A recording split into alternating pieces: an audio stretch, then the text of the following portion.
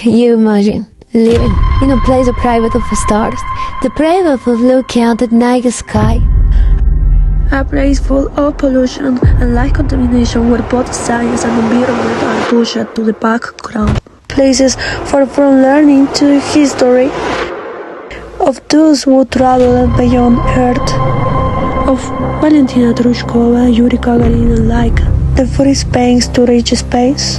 This is far from knowing that thanks to space exploration we now have technologies that have saved lives on Earth. Thousands of children in different villages, I have decided, in the most remote places know nothing about it. But they want to, where there are no planetaries, no observatories, no place that connects them to the stars. It could become as an interplanetary species.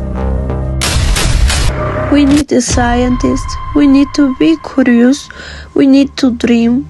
And I want to bring that dream to each and every one of them. I want every remote place to learn more about cosmos, something where each village, town has its own section, and together they form a collective of cultures inspired by space. That is why this project exists, the Stellar Wave, a project that unites science with art, with culture, with space. In each remote community, children will create an embroidery or weaving that represents their visions of the universe, their dreams and their identity.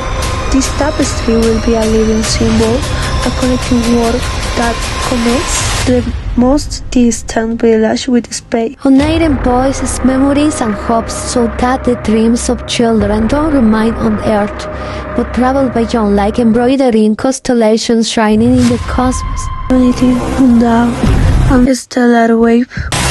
This dream can become reality, and it's true. Because space should not be a privilege, it's a right. Because space is for everyone.